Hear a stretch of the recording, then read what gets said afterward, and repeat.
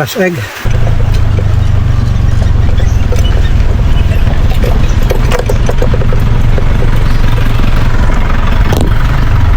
Tara.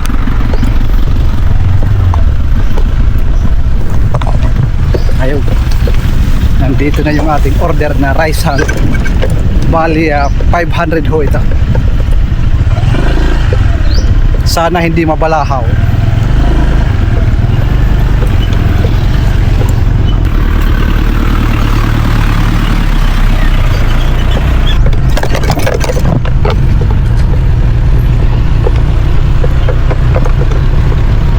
Kung kukunin natin sa gilingan ng palay, libre. Pero kung magpapadeliver tayo, isang truck, 500. Double purpose ho ito mga kaparmers. Mabubusog yung ating mga alaga, at the same time hindi naman putik at hindi na mabaho yung ating kulungan. Yung ating mga alaga excited dyan.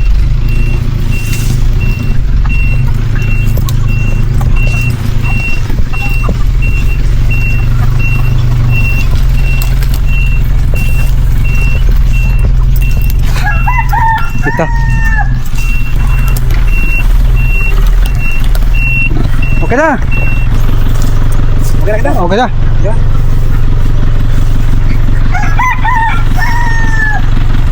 Yes. Makakapaglagay na tayo ng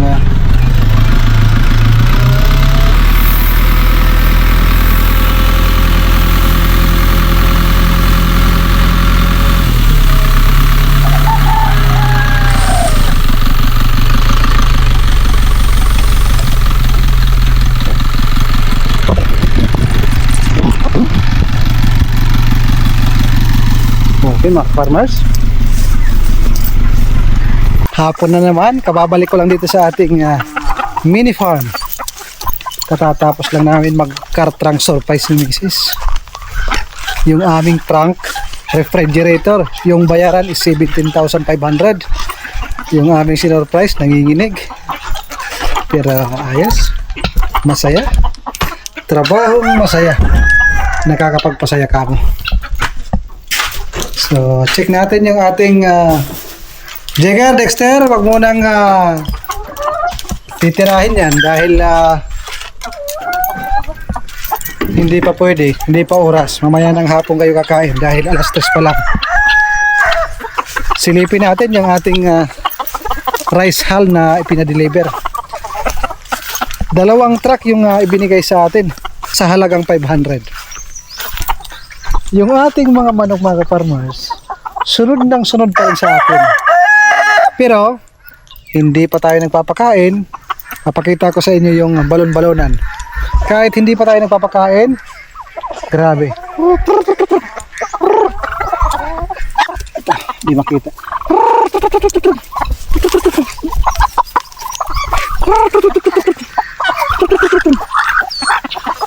Walang nagpapahuli. Ito talaga.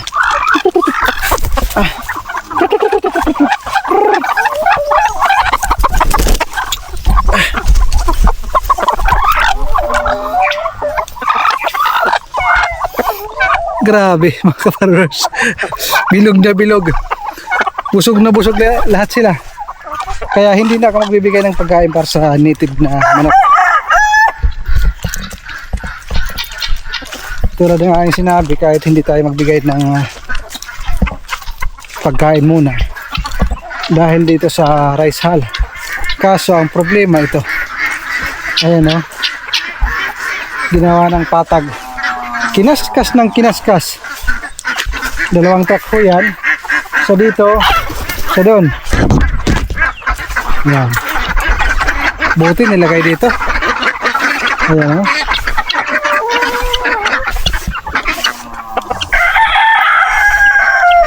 Ito ay pupunuin natin yung kanilang kulungan. Makati yan sa katawan pero wala tayong magagawa. Ganun ang buhay tayo. Makati yan sa katawan pero wala tayong magagawa. Farming ang pinasok natin. Madumi, mainit, pagod, pero masaya tayo. Ano? Grabe. Magbibigay muna tayo sa bawat kulungan para meron din silang matuka na snack. Yun lang ang hirap pag nandito sa labas. Kailangan madala yan sa loob bukas.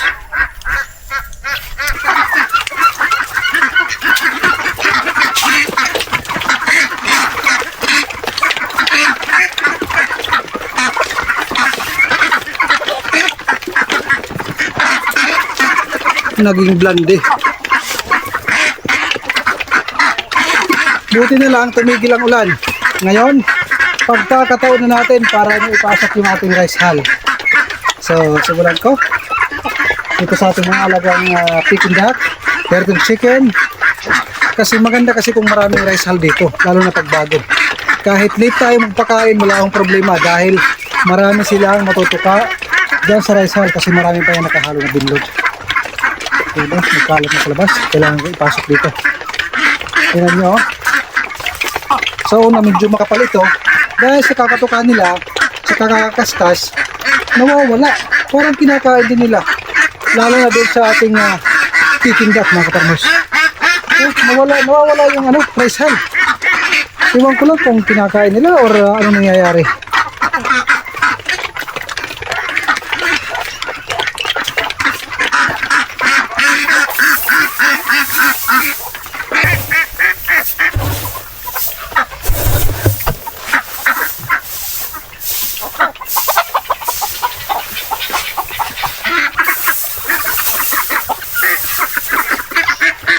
Kahit tambakin lang natin sa gitna, kinabukasan patag na yan. Dahil sa kakakaskas nila, ipapatag yan.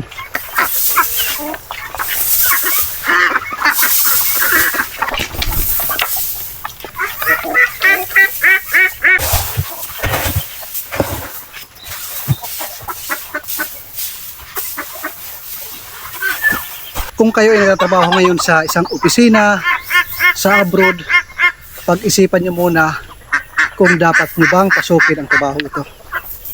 Nakakapagod, madumi. Pero yan ang kagustuhan natin. Kayo mga kaparmers, gusto nyo ba ng ganitong buhay? Ako, oo.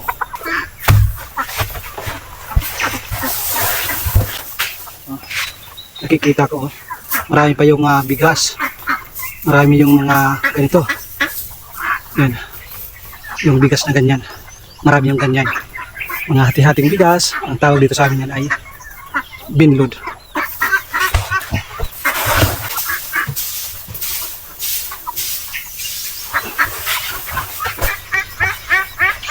Mayroon akong bagong natutunan. Kasi ito mga kaparmers, lalo na pag tag-ulan, malaki ang problema dito. Bakit? Dinadapuan ito ng mga insekto na kung tawagin ay habon. Para siyang puto ng manok pero mas malaki. Pag pumunta sa ating katawan, makati at medyo microscopic yung kanyang dating. Hindi mo makikita, mararamdaman mo madumi o makati, gagapang sa iyong katawan. Napakakati mga kaparmers. So sa aking research, sa aking pagtatanong, ang diskarte lang dito, pagkatapos natin na mailagay sa ating manukan, ang gagawin natin, bibili lang tayo ng asin. Asin lang ang solusyon, i-spread natin sa loob ng ating kulungan or kung saan nakalagay itong rice hull para hindi pumunta doon yung mga insekto. Kasi kung bibili tayo ng parang maliit na yun, yung parang ginamit ko sa una, yung parang pagtaboy sa puto ng manok, yun yung gagamitin. Kaso yung isang piraso is 70 plus. Pero kung asin, isang sako na sa 300 plus long. So mas malaking tipid ho yun mga farmers. Yun po yung aking bagong natutunan na makakatipid tayo at may tataboy natin yung insekto na dumadapo dito sa rice hull.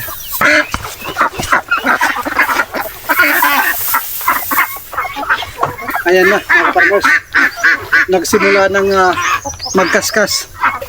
Sila na yung bahala magpatag.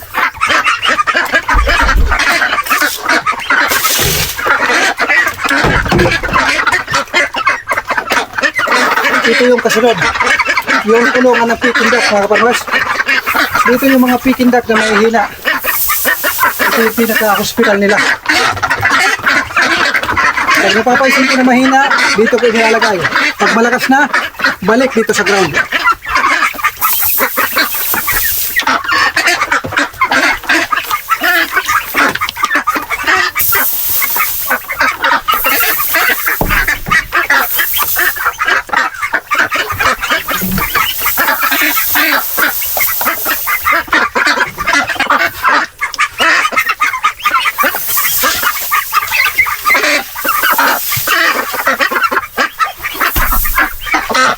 Punong-puno na mga kaparmers. Tapos na ko dito. Ayos na.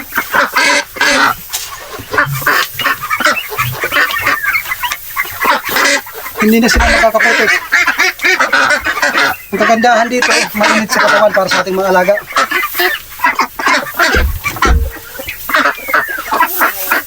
Ang kapal, ang ganda. So ang sunod, dito naman sa mga marami. Dahil medyo maputik na, oh. Yan mga farmers. Yan yung number 1 ko na gustong solusyonan. Dahil umuulan na, alam naman natin na yung Peking duck ay talagang maputik yan pag hindi natin ginawa ng solusyon. So, sa halagang 500 plus pagod natin, tapos ang ating problema dito sa ating mini farm.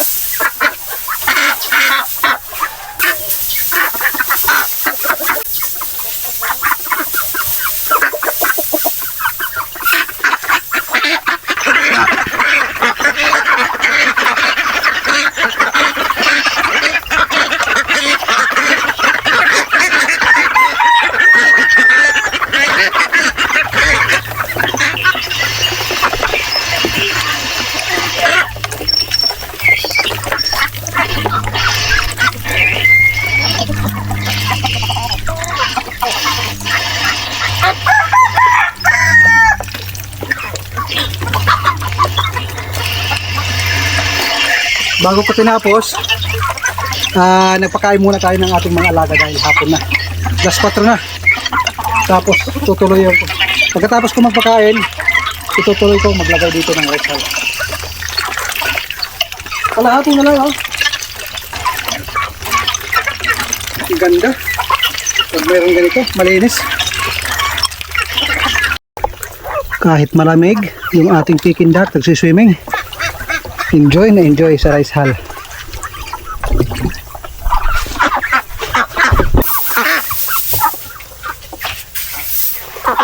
Siguro mga kaparmers, kung wala tayong pambili ng pagkain, lalo na kung mag-aalaga tayo ng manok na pang meat production, organic na pagkain, kung malapit kayo sa gilingan ng palay, ito naman ay libre lang na makukuha kung ikaw ang kukuha doon. Pero kung ipapadeliver sa iyo, mababayad ka. Isang idea na pwede tayo makalibre sa pagkain ng ating mga alaga. Kahit 5 sako lang, ibuhos mo sa gilid, yung mga alaga natin na mga native na manok, hindi na yan aalis. Experience ko yan. Nung nagpa-deliver ako sa una, grabe yung ating mga alaga, hindi na umalis. Nandyan na lang naguhukay para makahanap ng pagkain dahil napakarami itong gulod.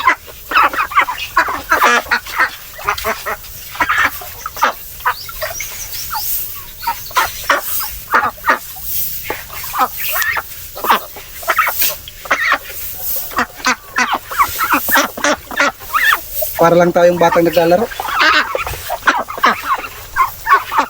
At least may nakikita sa ating mga pinaghihirapan.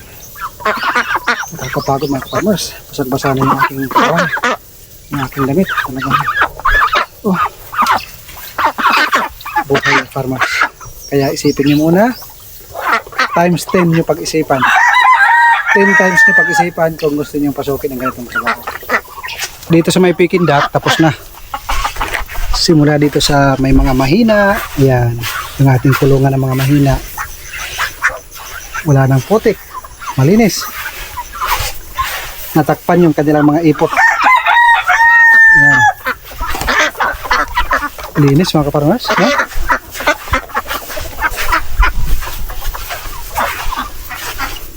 Ngayong hapon ko lang ito ginawa dahil nakita nyo naman kanina kung paano tayo nagmamadali. Hinabol ko dito yung truck dahil dumaan siya sa may flower shop. Sabi niya pupunta na ako doon kasi yung kanilang sideline yan pang beer daw yung bayad natin dito. Kahit nga si Mayor, kasi yung may-ari nyon ng gilingan ng palay, si Mayor, kinausap ko yun sa una, sabi ko pahingi ako ng rice hull. Sabi niya kuha ka lang libre, pero kung magpapadeliver ka may bayad na yun kasi mahal ng diesel na yun. So tapos na dito, dito naman napakarami dito na pagkakunan nito. Kahit nga dun sa kabila na nagpagiling tayo ng palay, sabi ko pahingi ako. Sabi niya walang problema, kahit ilang truck ang kunin mo ayos lang. Yung mga native na manok nakapasok, yung mga lalaki, yung mga heritage chicken, yun yung sinasampahan nila kasi yung mga heritage chicken pag nangingitlog talagang napapasampah. Kaya iwan ko kung magandang pang tatay o mas maganda pag yung native na manok yung lalaki at saka heritage chicken yung babae. Siguro sa tingin ko mas malaki yung kalalabasan na breeding, magandang pagkatay, mas malaki ang karne. O siya mga kaparmers, dito naman tayo sa kabila. Mag-aalas 5 na pero unlimited yung aking trabaho. Di ka ba gaganahan sa trabaho ito kung ganito yung makikita mo? Oh, daming itlog ngayon Parang lahat na sila nangingitlog mga kaparmers. Kahapon nag-harvest tayo pero ngayon puno na naman. Ba't ka naglilimlim? Pag naglilimlim mga kaparmers, pinapaalis ko yan. Ayaw ko ng ganyan kasi magi-stop yung kanilang pangingitlog. Ano? Kanina sabi ni Mrs. magdala ka ng itlog dahil yung kaibigan niya may order na naman. Ganyan na buhay. Weather lang. Ang importante nag-i-enjoy tayo sa ating trabaho. Pati yung ating mga alaga. Ayan Sabi ko nga sa inyo, kahit bukas ng umaga hindi tayo magpakain, busog yan. Yan po yung aking napansin nung nagdala ko ng rice hull dito, tinambakan natin ng rice hull. Napapansin ko kahit hindi pa tayo nagpapakain, kunwari hapon pupunta tayo dito. So umaga nagpakain tayo, din hapon pupunta ko. Pag himas ko sa kanilang balon-balonan, busog na busog. Parang ayaw kong pakainin. Ayan unlimited pira yung tatlong tandang. Dahil marami yung babae, tatlo lang silang tandang. So, ayan, sana all. Tuloy yung ating trabaho. Marami pa akong gagawin. Pero tapos na tayo magpakain ng native pig at ating mga alaga.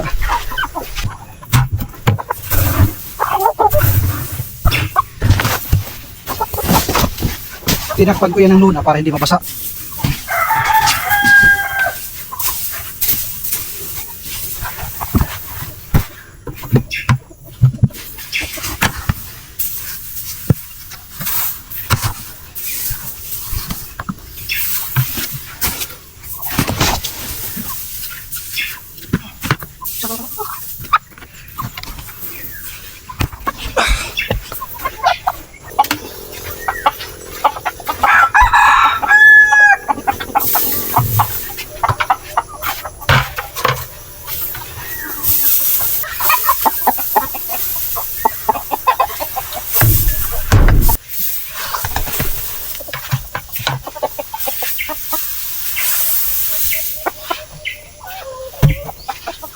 Grabe mga kaparmers, mabilisan ang trabaho.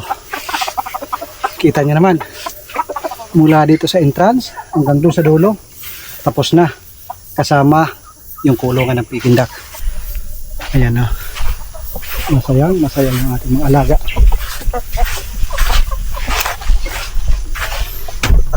Tapos na rin doon. Hindi ko na lang nilagyan yung kabilang kulungan. Hindi naman yon importante dahil yung ating mga alagang native na manok nandun yon at saka yung muskobe. Pag araw naman pinapakawalan yon. hindi magiging maputik yon. Hindi katulad nito, palagi silang nasa loob, hindi natin pinapakawalan. Yun, walang problema. Mayroon pa naman sobra, siguro bukas konti lang yung ilalagay. Ang kasunod natin gagawin, ito, kukunin natin yung itlog dahil nga yung request ni Mrs. para sa kanyang ba't ka ano pa? Mainit-init ka. Request tayo ng itlog mga kaparmas, hapon na para makauwi. At mamaya pagkatapos kumain ng gabi, tambay dito. Masarap tumambay dito kasama ng mga guni-guni, mga huni, mga insekto, ibon sa gabi. Minsan nakakapanindig balahibo, pero ayos lang, sanay tayo dyan.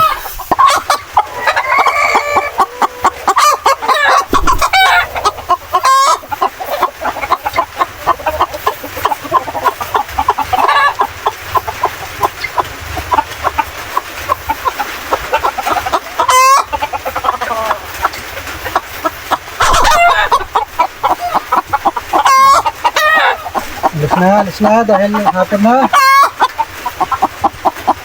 Maraming pa gagawin.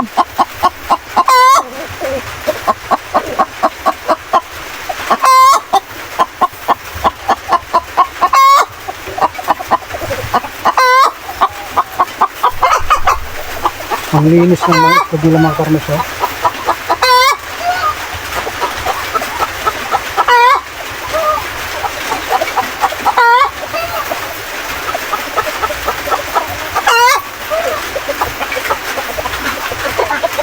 Umuulan na naman. Fresh egg.